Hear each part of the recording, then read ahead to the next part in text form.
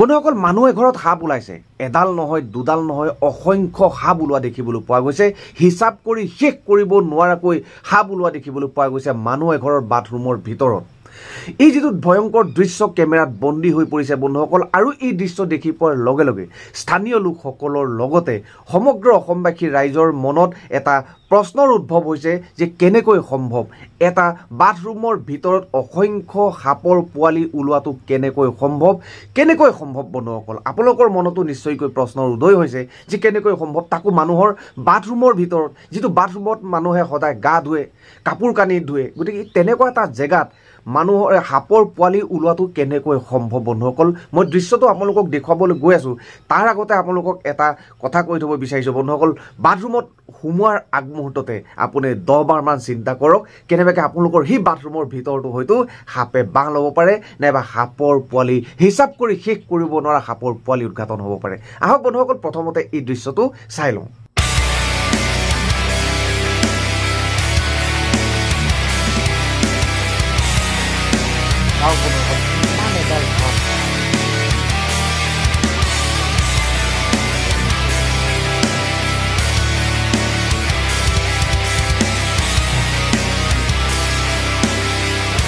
এইটো আমাৰ জয়ন্তীপুৰ চাৰিআলি বুলি কয় মছজিদৰ কিনাৰ ঘৰটোত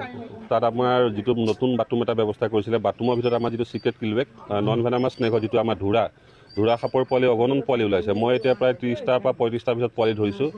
আৰু সম্ভাৱনা আৰু হয়তো খান্দিলে ওলাব যেহেতু এইটো গৃহস্থৰ বাউণ্ডাৰীৰ ভিতৰত কণী পাৰিছিলে সেইকাৰণে মই পোৱালিকেইটা ৰেস্কিউ কৰি পেলাই হেহেত য'ত নিজৰ জীৱন যাপন সকলোৱে চলাই নিব পাৰে নিজৰ পৰিয়াল বঢ়াব পাৰে তেনেকুৱা আমাৰ দলনি আছে দলনিত নি পুনৰ সংস্থাপনৰ কাৰণে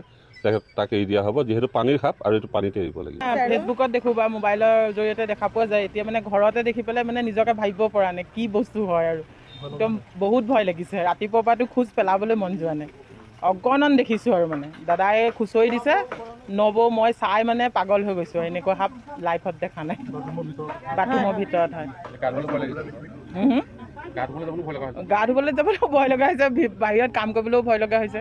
বৰ জঠালে দেখা পাইছিলে কৈছে বোৱাৰী বোলে ইয়াত কেইটামান সাপ আছে মই ৰাতিপুৱা চালোঁ এনেকৈ একে গালে গালে ওলাইছে আৰু পোৱালিকেইটা তাত এতিয়ালৈকে ওলাইয়ে আছে ভয় লাগিছে মই চাইখনে এতিয়ালৈকে একে বহুত ভয় লাগিছে হয় ঘৰতে সোমোৱা নাই একোৱে কৰা নাই এতিয়ালৈকে বহুত দেখিছোঁ বৰ্তমান মানে অলপ মানে 80-70টামান মানে পেলোৱাও হ'ল এতিয়ালৈকে দেখা পোৱা নাই চব পোৱালিয়ে ওলাইছে দাদাই উলিয়ালে হয় মাতিলোঁ তেখেতক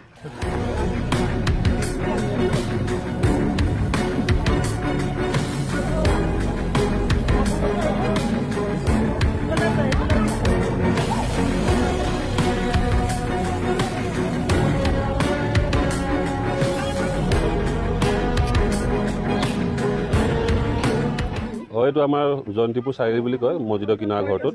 তাত আমাৰ যেটো নতুন বাথৰুম এটা ব্যৱস্থা কৰিছিলে বাথৰুমৰ ভিতৰত আমাৰ যেটো সিক্ৰেট কিলবেক নন ভেনামাছ স্নেক যেটো আমাৰ ধুৰা সাপৰ পোৱালি অগণন পোৱালি ওলাইছে মই এতিয়া প্ৰায় 30টা পৰা 35টাৰ ভিতৰত পোৱালি ধৰিছো আৰু সম্ভাৱনা আৰু হয়তো খান্দিলে ওলাব যেহেতু এইটো গৃহস্থৰ বাউণ্ডাৰীৰ ভিতৰত কণী পাৰিছিলে সেইকাৰণে মই পোৱালিকেইটা ৰেস্কিউ কৰি পেলাই হেহেত য'ত নিজৰ জীৱন যাপন সকলোৱে চলাই নিব পাৰে নিজৰ পৰিয়াল বঢ়াব পাৰে তেনেকুৱা আমাৰ দলনি আছে দলনিত নি পুনৰ সংস্থাপনৰ কাৰণে তাকে এৰি দিয়া হ'ব যেহেতু পানীৰ সাপ আৰু এইটো পানীতে এৰিব লাগিব ফেচবুকত দেখো বা মোবাইলৰ জৰিয়তে দেখা পোৱা যায় এতিয়া মানে ঘৰতে দেখি পেলাই মানে নিজকে ভাবিব পৰা নাই কি বস্তু হয় আৰু একদম বহুত ভয় লাগিছে ৰাতিপুৱাৰ পৰাটো খোজ পেলাবলৈ মন যোৱা নাই অগণন দেখিছোঁ আৰু মানে দাদাই খুচৰি দিছে নবৌ মই চাই মানে পাগল হৈ গৈছোঁ এনেকুৱা সাপ লাইফত দেখা নাই বাথৰুমৰ ভিতৰত হয় গা ধুবলৈ যাবলৈ ভয় লগা হৈছে বাহিৰত কাম কৰিবলৈও ভয় লগা হৈছে বৰ জঠালে দেখা পাইছিলে কৈছে বোৱাৰী বোলে ইয়াত কেইটামান সাপ আছে মই ৰাতিপুৱা চালোঁ এনেকৈ একে গালে গালে ওলাইছে আৰু পোৱালিকেইটা তাত এতিয়ালৈকে ওলাইয়ে আছে ভয় লাগিছে মই চাইখনে এতিয়ালৈকে একে বহুত ভয় লাগিছে হয় ঘৰতে সোমোৱা নাই একোৱে কৰা নাই এতিয়ালৈকে বহুত দেখিছোঁ বৰ্তমান মানে অলপ মানে 80-70টামান মানে পেলোৱাও হ'ল এতিয়ালৈকে দেখা পোৱা নাই চব পোৱালিয়ে ওলাইছে দাদাই উলিয়ালে হয় মাতিলোঁ বন্ধুসকল আপোনালোকে দৃশ্যটো চালেনে দৃশ্যটো চোৱাৰ লগে লগে আপোনালোকৰ গাৰ নোম শিয়ৰি উঠিছেনে বাৰু